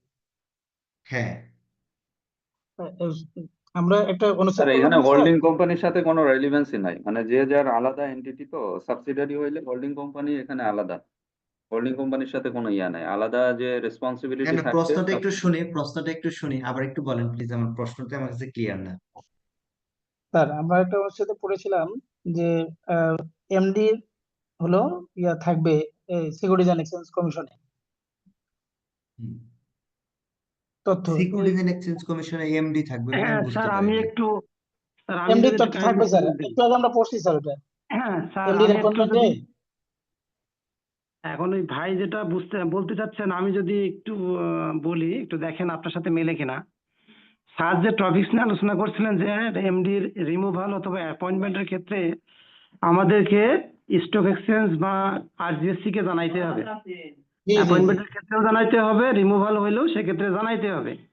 এখন ভাই হ্যাঁ যে কোশ্চেনটা বারবার ওনার মাথায় আসতেছে, সাবসিডিয়ারি এবং হোল্ডিং কোম্পানি, অনেক ক্ষেত্রে দেখা যায় ব্যাংকগুলোর ক্ষেত্রে ব্যাংকের একটা সাবসিডিয়ারি থাকে, প্রত্যেকটা ব্যাংকেরই, অলমোস্ট প্রত্যেকটা ব্যাংকেরই আছে। এখন উনি ওইটা সাবসিডিয়ারিটার সাথে একটু মিলাই ফেলছেন, গুলাই ফেলছেন। আসলে আমার মনে হয় যে হোল্ডিং কোম্পানি লিস্টেড না হলে সাবসিডিয়ারি কোম্পানি তো তার কার্যক্রম চালাতে পারবে না। অবশ্যই তাকে হোল্ডিং কোম্পানির সাথে আগে মূলত ব্যাংকের সাথে থাকতে হবে লিঙ্কেজটা, দেন তার শেয়ার ট্রেডিং এর জন্য বা মার্চেন্ট ব্যাংকিং এর কার্যক্রম চালানোর জন্য তার একটা সাবসিডিয়ারি থাকে, কিন্তু না, আমি মূলত একটু তো বলি, এক- একটু বলি কি বলে এখানে এই কি জায়গায় বলে একটু সাপ্লিমেন্ট করি। সেটা হচ্ছে যে যখন সাবসিডিয়ারি কোম্পানি লিস্টেড বা হোল্ডিং কোম্পানি লিস্টেড না বা প্যারেন্ট কোম্পানি লিস্টেড না, সেক্ষেত্রে আপনার লিস্টেড হওয়ার কারণে লিস্টেড যত রিকোয়ারমেন্ট আছে, লিস্টেড কোম্পানির যত যত কমপ্লায়েন্স আছে সেটা মানতে হবে, ফার্স্ট কথা। সেকেন্ড কথা, আমরা কিন্তু দেখে আসছি যে সাবসিডিয়ারি কোম্পানিতে প্যারেন্ট কোম্পানি থেকে একটা ইন্ডিপেন্ডেন্ট ডাইরেক্টর থাকবে, ঠিক আছে? জি স্যার আর আরেকটা জিনিস হচ্ছে এই ধরনের মিউচুয়াল ফান্ডের হচ্ছে যে মানে ওই মানে প্যারেন্ট হচ্ছে যে আপনার সেদম অগ্রণী মিউচুয়াল ফান্ড, যেটা আমরা দেখে আসলাম, অগ্রণী ব্যাংক হচ্ছে তাদের প্যারেন্ট কোম্পানি। তারা দেখা গেল যে 70% শেয়ার হোল্ড করে। এজ এ রেজাল্ট, যখন 70% শেয়ার হোল্ড করে, এটা কিন্তু গতদিন ক্লাসে আমি বলেছি, তাদের অপারেটিং ডিসিশন, তাদের ফিনান্সিয়াল ডিসিশন, সকল কিছুতে কিন্তু তারা ইনফ্লুয়েন্স করতে পারে, ঠিক আছে? তো জি স্যার সুতরাং তাদের এমডি নিয়োগ থেকে শুরু করে, হ্যাঁ, তো সবকিছুতেই কিন্তু তারা মানে যথেষ্ট ইন্টারফেয়ার করতে পারে বা তারা করে। ইভেন এই ইনফরমেশন গুলো এজ এ লিস্টেড কোম্পানি, তাদের যে ভূমিকাটা আছে অ্যাসোসিয়েটেড, সরি সাবসিডিয়ারি, তারা সেই ভূমিকাটা তারা পালন করবে আইন অনুযায়ী,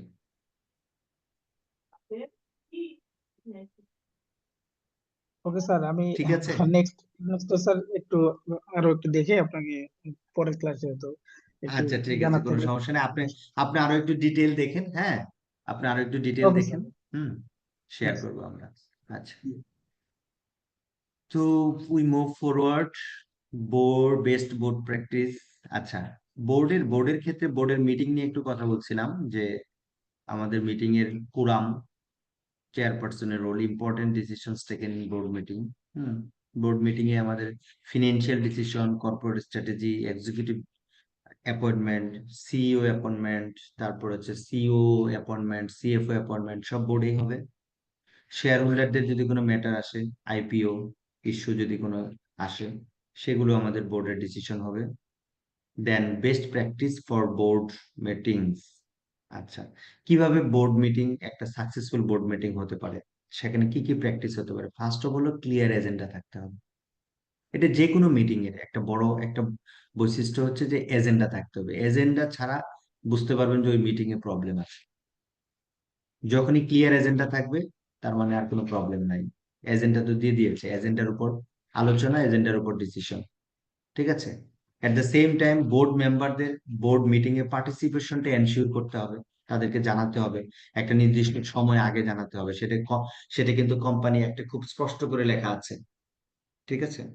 তো কর্পোরেট গভর্নেন্স কোড মেনটেন করতে হবে ডেফিনেটলি। তারপর বোর্ড মিটিং এর সবকিছু তাদের রেকর্ড রাখতে হবে, ডিসিশন গুলো। হুম, তো এইগুলো প্র্যাকটিস হলে তাহলে বোর্ড মিটিং কে আমরা বেস্ট পারফর্মার বোর্ড মিটিং বলতে পারবো। Board board of directors role in financial management. হ্যাঁ, ফিনান্সিয়াল ম্যানেজমেন্টে আমরা কিন্তু দেখে আসছি, financial management audit committee generally financial ম্যানেজমেন্টে দেখে থাকে। সেখানে তারা কি কি দেখতে পারে আমরা এর আগেও দেখে আসছি। Ensuring proper financial record keeping আছে কিনা, তাদের financial statement IFRS, AIS, IAS, হ্যাঁ, বিএফআরএস অনুযায়ী তৈরি হচ্ছে কিনা, financial appointing external auditor, monitoring internal financial control, তো these are the issues that should be oversight by the board members.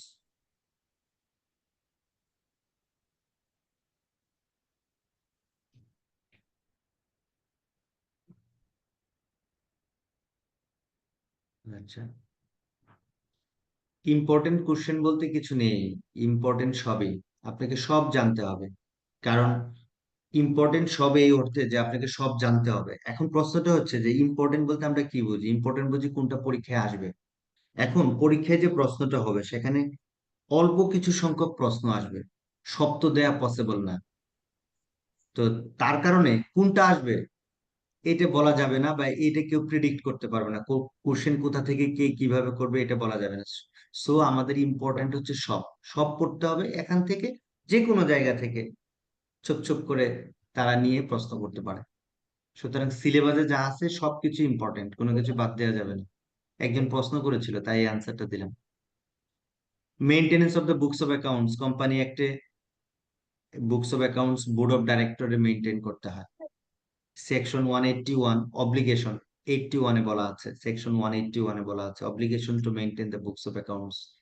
সেখানে all financial transaction, asset and liability, receipt and expenditure, profit and loss account সবগুলো maintain করতে হবে। 82 তে বলা হচ্ছে duration of the keeping of accounts, এই books of accounts কত বছর পর্যন্ত মেনটেন করবে, এটা বলছে প্রিজার্ভ ফর অ্যাটলিস্ট 12 ইয়ার্স, 12 বছর পর্যন্ত। 183 তে বলা আছে inspection of the books, directors have the right two inspect financial records at any time. Shareholders may also inspect the books if authorized by the articles of association or board resolution. যদি অ্যাসোসিয়েশনে বলা থাকে share হোল্ডারের right, যেখানে বলা থাকবে যে তারাও কিন্তু দেখতে পারে এই বুকস অফ অ্যাকাউন্টস। প্রিপারেশন, কি কি প্রিপেয়ার করবে, যদিও কোম্পানি একটা অনেক আগে কাটে এই কারণে বলা হচ্ছে ব্যালেন্স শিট, কিন্তু এখন স্টেটমেন্ট অফ ফাইন্যান্সিয়াল পজিশন বলছে। Profit and loss account, comprehensive profit and loss account বলছে। Cash flow statement, notes and disclosure. আর এগুলো আইএফআরএস বা বিএফআরএস বা বিএএস বা আইএএস মেনটেন করে করতে হবে, সেই জিনিসগুলো বলা হচ্ছে। Audit requirements under the Company Act. The audit process ensures that company financial statements are accurate and comply with the law. Mandatory 210. 110 এ আছে ম্যানেজিং ডাইরেক্টর নিয়োগ, আর 210 এ হচ্ছে এক্সটার্নাল অডিটর নিয়োগ। এইভাবে খেয়াল রাখবেন। স্যার স্যার ফাইন্যান্সিয়াল স্টেটমেন্টের ওই জায়গায় চেঞ্জেস ইন ইকুইটি, হ্যাঁ, statement of changes in equity আরেকটা statement of balance changes sheet. In equity, হ্যাঁ sir, balance sheet, PL, statement of statement of changes in financial, equity. আচ্ছা স্টেটমেন্ট অফ ফাইন্যান্সিয়াল পজিশনের মধ্যেও statement of changes in equity চলে যায়, সমস্যা জি নেই। জি ঠিক আছে। তারপর একটু মিউট করে রাখেন। আচ্ছা, তারপর হচ্ছে অডিট রিকোয়ারমেন্ট, এই যে sorry mandatory audit 210, statutory audit যেটা আমরা বলি 210 এ বলা আছে। আর 110 এ আছে ম্যানেজিং ডাইরেক্টর নিয়োগ, আর 210 এ বলা আছে স্ট্যাটিউটরি অডিটর নিয়োগ নিয়ে। 212 এ অডিটরি অ্যাপয়েন্টমেন্ট নিয়ে বলছে। অডিটরস রিপোর্ট 213 এ আছে যে তারা কিভাবে অডিট রিপোর্টটা দিবে, একজন অডিটর কিভাবে অডিট রিপোর্টটা দিবে। ঠিক আছে। ও আচ্ছা, আরেকটু বলি যে কে অডিটর হতে পারবে সেটা তো বলা আছে। এট দ্য সেম টাইম কে অডিটর হতে পারবে না সেটাও বলা আছে। যেমন a person who is an officer or employee of the company, a director or relative of a director, any person having a financial interest in the company, they can't be auditor.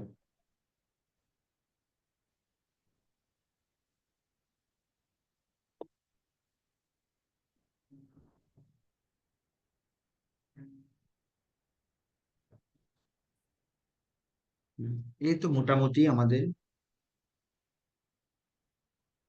আর এখন এখন যেগুলো আছে এগুলো আমাদের ইয়েতে আমরা পড়ে আসছি, সেটা হচ্ছে যে গভর্নেন্স কোডে আমরা পড়ে আসছি। ঠিক আছে, 2018 গভর্নেন্স কোডে আমরা পড়ে আসছি।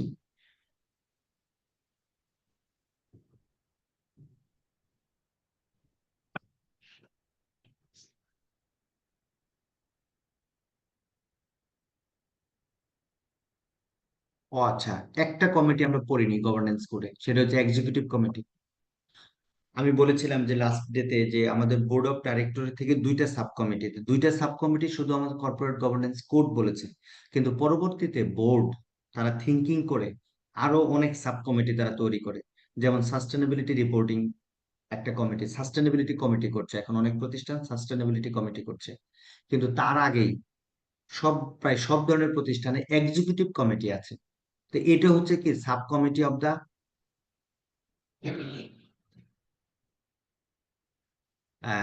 না, সেকশন মেনটেন করতে হবে না, সেকশন মেনটেন করা বাধ্যতামূলক না, বাট সেকশন দিয়ে প্রশ্ন আসতে পারে, প্রশ্ন করার সময় আপনাকে সেকশন দিয়ে করতে পারে। আচ্ছা, তো তাহলে এক্সিকিউটিভ কমিটিটা সম্পর্কে একটু দেখে আসবো, কারণ আমরা ওইদিকে অডিট কমিটি আর এনআরসি কমিটি দেখে আসছি। The executive committee is also subcommittee of the board of directors. Actually, why it is formed? It is formed to ensure efficient corporate governance, quick decision making, and smooth execution of strategic plans.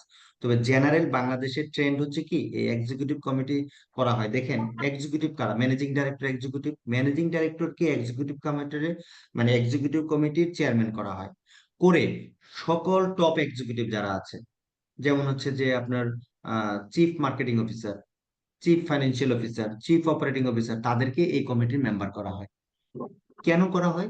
Quick ডিসিশনের জন্য করা হয় specially. ঠিক আছে, বুঝতে পারলাম? যেমন আমি যদি একটু দেখে আসি, কি ব্যাপার মাউসটা কাজ করছে না, দেখেন একটা এক্সাম্পল যদি দেখি, স্কোয়ার ফার্মা এর আগে আমরা দেখেছিলাম, দেখি এদের এক্সিকিউটিভ কমিটি আছে কিনা।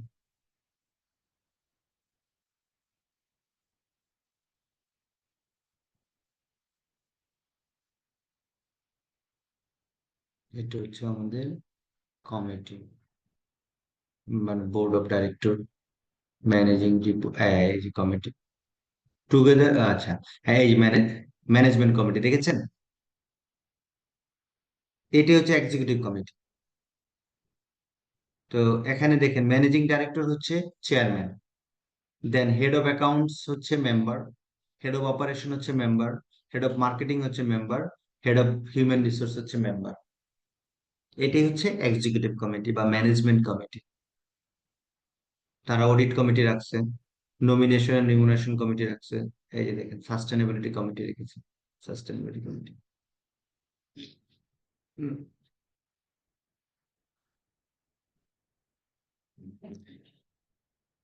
এর লিগ্যাল ফ্রেমওয়ার্ক কি? Formation and function of the executive committee are govern by, এই কমিটি গভর্ন হবে company act, corporate governance act, অ্যাসোসিয়েশনের যদি কিছু বলা থাকে সেগুলো দিয়ে। কিভাবে কম্পোজিশন হতে পারে অলরেডি আমি বলে ফেলছি কিভাবে কম্পোজিশন হতে পারে। এদের কি কি ভূমিকা থাকতে পারে? তারা decision making authority, acts on behalf of the full board of the urgent meeting. দেখেন এখানে কিন্তু সবগুলো চিফ এক্সিকিউটিভরা থাকছে। যদি কোনো আর্জেন্ট মিটিং এর দরকার হয়, কোনো ডিসিশন নেওয়া হয়, বোর্ড তাদেরকে ডেলিগেশন দেয়, কারণ বোর্ড মেম্বাররা সবসময় বসতে পারে না, কারণ তারা তো আউটসাইড অফ দ্য অর্গানাইজেশনও আছে, ইনসাইড অফ দ্য অর্গানাইজেশনও আছে। এজ এ রেজাল্ট মানে তারা শর্ট নোটিশে হয়তো বা তারা পারছে না, তখন এই এক্সিকিউটিভ কমিটি তারা সেই ডিসিশন গুলো নিতে পারে। ইভেন এই এক্সিকিউটিভ কমিটিকে বোর্ড থেকে কিছু মানে ডেলিগেশন অফ দ্য অথরিটি, মানে অথরিটি ডেলিগেট করা হয় যে তুমি এই এই ডিসিশন গুলো নিতে পারবা। যেমন সে পলিসি অ্যাপ্রুভ, কিছু কিছু পলিসি তাদের দিতে পারে যে এই পলিসি তোমরা নিতে পারবা, ইনভেস্টমেন্ট ডিসিশন তোমরা নিতে পারবা, কিছু কিছু এক্সপেন্ডিচার আছে যেটা তোমরা ঠিক করতে পারবা। At the same time business strategy and planning এর ক্ষেত্রেও তারা ভূমিকা পালন করতে পারে। Financial oversight and risk management, human resource and executive management, compliance and governance, এই ইস্যুগুলো এই এক্সিকিউটিভ কমিটি নিতে পারে। লিমিটেশন কি? Can not override full board decision, তারা ফুল বোর্ড ডিসিশনকে ওভাররাইড করতে পারে না। তারা বোর্ড মেম্বাররা বা বোর্ড মেম্বারের যে অথরিটি আছে তারা টোটালি তারা এনজয় করতে পারে না। Must report to the full board regularly, এই এক্সিকিউটিভ কমিটি লায়াবল থাকবে, অ্যাকাউন্টেবল থাকবে to the board. Can not approve matters reserve for share holder, যেমন ডিভিডেন্ড পেমেন্ট, মার্জার বা ডাইরেক্টর অ্যাপয়েন্টমেন্ট, এই ধরনের ডিসিশন এই এক্সিকিউটিভ কমিটি নিতে পারে না। এখানে একটা কম্পারিজন দিয়েছি, দরকার নাই এগুলো। অডিট কমিটিতে আমরা এর আগে পড়ে আসছি, আমরা দেখবো না এখানে। ঠিক আছে, আরো আমি যেহেতু আপনাদেরকে শিটটা প্রোভাইড করবো, সেখানে সব ক্লিয়ার হয়ে যাবে।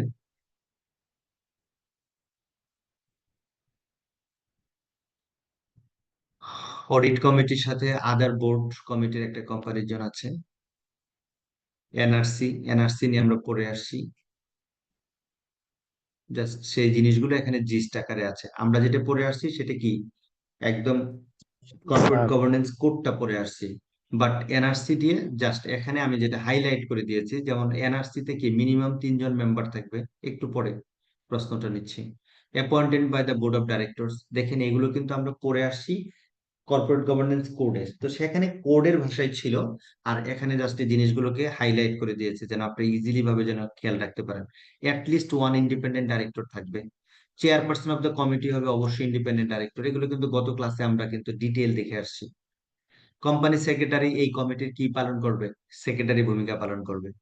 Chairperson of the board can not be the chairperson of the NRC committee. প্রত্যেকটা জিনিসই আমরা সেখানে পড়ে আসছি, এখানে হচ্ছে জাস্ট জিস্ট আকারে আছে। হ্যাঁ বলেন, একজন কথা বলতে চেয়েছেন।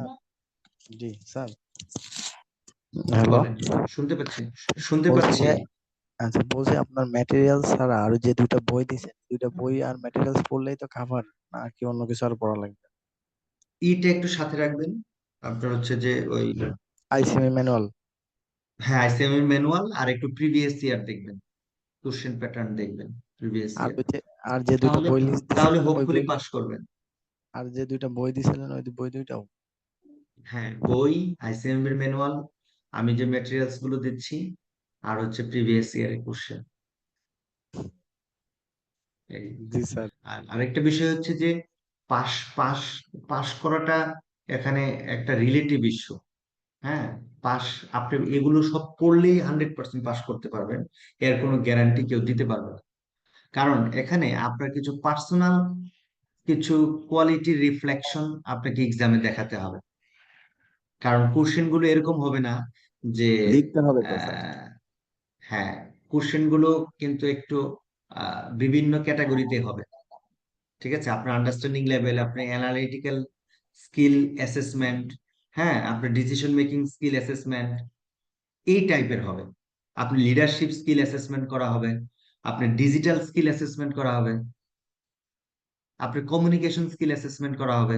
এই ধরনের স্কিল অ্যাসেসমেন্ট করে আপনাকে কোশ্চেনটা করবে। তো আপনাকে এই এই নলেজ গুলো যদি আপনি থাকে, ঠিক আছে, দেন মানে আপনি সেই পারফর্মটা করতে পারবেন। এটি একাডেমিকের মতন, আমি শুরুতেই বলেছি যে একাডেমিক পড়লাম, একটা বই পড়ে গেলাম, মোটামুটি সেখান থেকেই হোয়াট হোয়েন হাউ দিয়ে কোশ্চেন হবে। ঠিক আছে,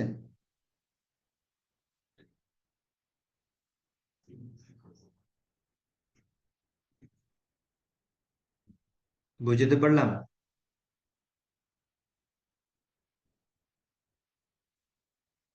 আমরা কোশ্চেনও তো অ্যানালাইসিস করেছি, কোশ্চেন গুলো অ্যানালাইসিস করেছি। তো এনআরসির সাথে আদার বোর্ডের একটা কম্পারিজন এখানে আছে। এই তো মোটামুটি আমাদের মেকানিজম শেষ, কর্পোরেট গভর্নেন্স মেকানিজম।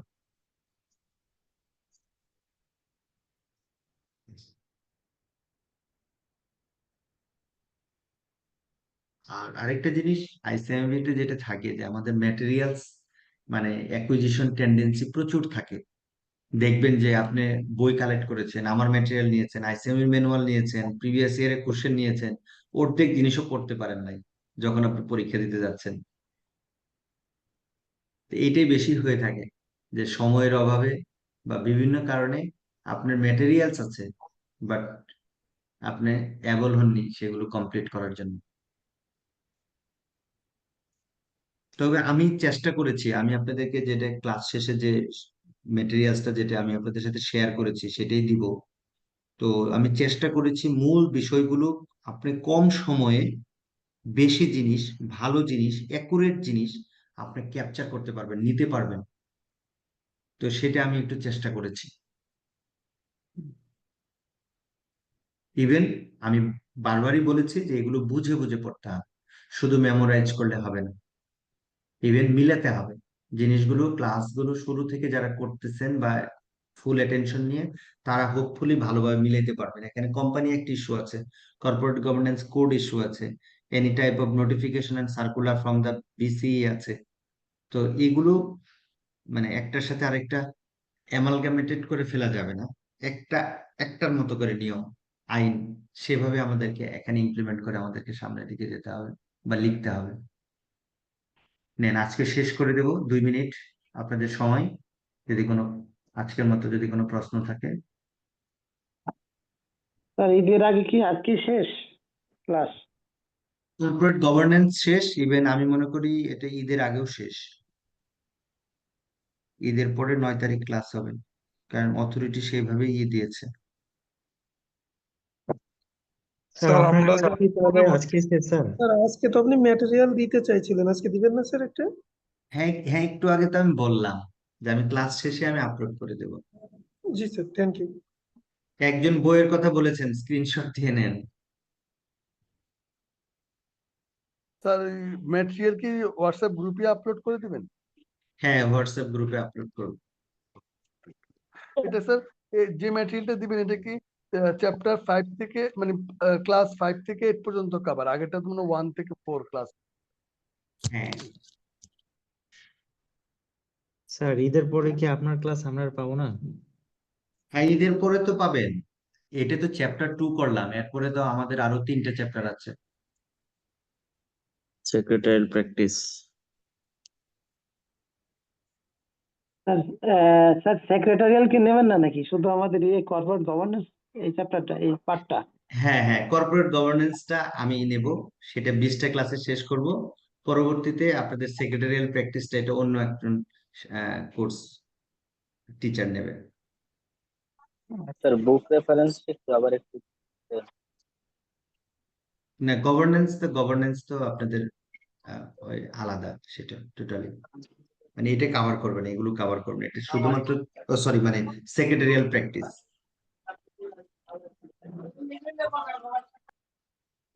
সেটা হয়তো বা আপনারা বুক ইয়ের ম্যাটেরিয়াল রেফারেন্সটা আবার পেতে একটু পারেন। দিয়ে দেন। আপনার হচ্ছে যে ওই সেক্রেটারিয়াল প্র্যাকটিসে আপনার ওই যে সিএর যেটা আছে, কোম্পানি সেক্রেটারি, ওদের কোনো ম্যাটেরিয়াল হয়তো বা আছে, সেটা ভালো হবে হোপফুলি, তো সেটা পেতে পারেন।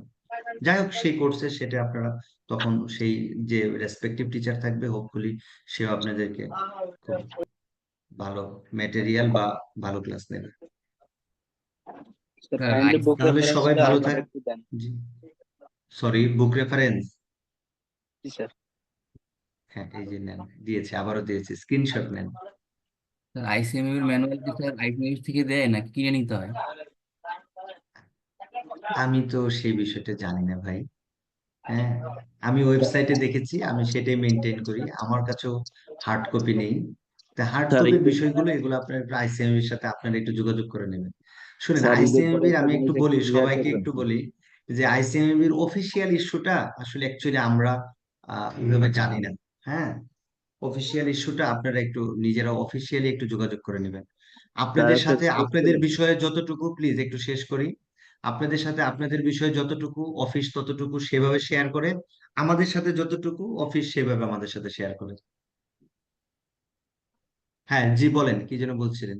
স্যার স্যার ঈদের পরে একটু পিএলসি যে লেখার কারণ এটা একটু ব্যাখ্যা করবেন স্যার। অনেকে হ্যাঁ, এটা প্রিভিয়াস ইয়ারে আসছিল, প্রিভিয়াস ইয়ারে এটা আসেনি, প্রিভিয়াস ইয়ারে আসছিল পিএলসি যে হলো, তাহলে এবার আপনি কোম্পানির কি পার্সন, দ্যাট মিনস আপনি কোম্পানির সেক্রেটারি, এবার আপনি কিভাবে এই এলটিডি মানে লিমিটেড থেকে আপনি পিএলসি লিখবেন, আর প্রক্রিয়াটা কি, কিভাবে লিখবেন? প্রিভিয়াস ইয়ারে দেখলাম একটা প্রশ্ন আসছিল।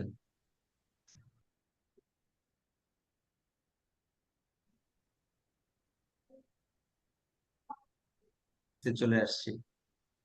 শোনা যাচ্ছে না স্যার।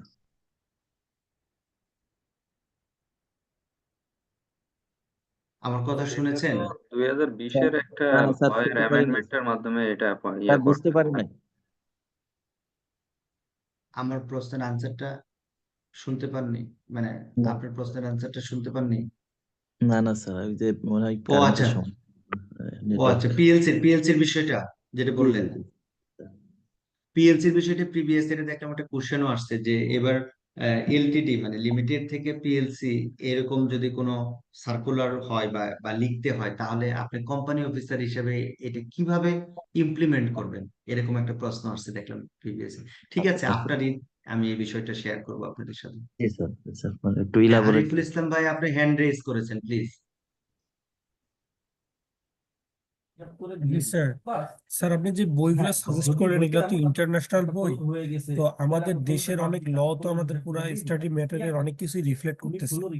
ইন্টারন্যাশনাল বইগুলোতে তো আমাদের নিজেদের দেশের যে ল গুলো এগুলো রিফ্লেক্ট করবে না, তাহলে ওখান থেকে কি আমরা জেনারেল জাস্ট গভর্নেন্সের আইডিয়াটা পাবো? এক্স্যাক্টলি আপনি টোটাল ওভারঅল গভর্নেন্স সিস্টেমটা আপনি পাবেন। তারপরে আমাদের যেটা কাস্টমাইজ, এই কারণে কিন্তু কোম্পানি একটু বারবার নিয়ে আসতেছে, এই কারণে কিন্তু কর্পোরেট গভর্নেন্স কোড বারবার নিয়ে আসতেছে।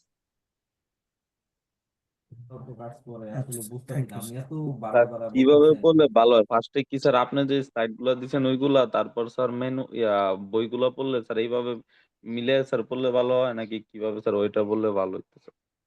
আপনি বই আর হচ্ছে আমার এই ম্যাটেরিয়ালস, এই দুইটা প্যারালালি পড়ো। তারপরে যখনই মানে কোম্পানি অ্যাক্টের ইস্যু আসবে, যেমন আমি বলি, যখন আমি বলছি যে কোম্পানি অ্যাক্ট, এই এনআরসি বা এনআরসি তে হয়তো বা পাবেন না, যে কোনো একটা ইস্যু, যেমন 110, সেখানে ম্যানেজিং ডাইরেক্টর নিয়োগ, কোম্পানি অ্যাক্ট। আপনি কোম্পানি অ্যাক্টে ঢুকে আপনার ওই 110-এ ম্যানেজিং ডাইরেক্টর নিয়োগ ডিটেইল জিনিসটা আপনি পড়ে নেবেন। আমার এখানে খুবই ছোট্ট করে দেওয়া আছে ম্যানেজিং ডাইরেক্টর নিয়োগটা নিয়ে, কিন্তু আপনি কোম্পানি অ্যাক্টে ঢুকে সেখানে একদম টু দা পয়েন্টে আপনি জিনিসটা দেখে নেবেন। ওকে স্যার, থ্যাংক সবাই ইউ। ঈদ মোবারক দিচ্ছে অনেকেই, তো ঈদ মোবারক। ঈদ আসলে ঈদ মুবারক। সবার খুব ভালো কাটুক, সবাই সুস্থ থাকি। আবার ইনশাল্লাহ ঈদের পর দেখা হবে। বাই দিস আচ্ছা টাইম সবার প্রতি কথা থাকবে যে, যেহেতু একটা প্রফেশনাল স্টাডি শুরু করেছেন, আপনার ধ্যান খেয়াল সবকিছু স্টাডি রিলেটেড হবে। আপনি অফিসে থাকলেও অফিসের ফাঁকে, সময়ের ফাঁকে, অফিসের আগে পরে এই পড়ালেখার মধ্যে থাকতে হবে। আর এই পড়ালেখাটা আমি বলেছিলাম, এটা একটা কনসিস্টেন্ট প্র্যাকটিসে রাখতে হবে। আপনি এটা একাডেমিক পড়ালেখার মতো নয় যে আপনি 3 রাত মানে জেগে পড়লেন আর পরীক্ষা দিলেন, আর বা হয়তো বা পাশ করলেন, হতে পারে 2-1টা সাবজেক্ট পাশ হতে পারে, কিন্তু আলটিমেটলি মোস্ট অফ দ্য ক্ষেত্রে এটা ইফেক্টিভ হবে না। কনসিস্টেন্টলি আপনাকে প্র্যাকটিস করতে হবে, যেটাকে বলে কন্ট্রোল প্র্যাকটিস। এই কন্ট্রোল প্র্যাকটিস থাকতে হবে, আপনার নিজের নলেজের সাস্টেনেবিলিটি থাকতে হবে, দেন পাস পসিবল। সো যেখানে যান, যেভাবেই থাকেন, একটু পড়ালেখার টাচে থাকবেন, তাহলে কনসিস্টেন্ট প্র্যাকটিস বা কন্ট্রোল প্র্যাকটিসটা থাকবে। Thank you sir, thank you. ঠিক আছে, সবাই ভালো থাকবেন, থ্যাংক আমাদের ইউ। আবারও দেখা হবে। আসসালামু আলাইকুম স্যার। আসসালামু আলাইকুম। আসসালামু আলাইকুম।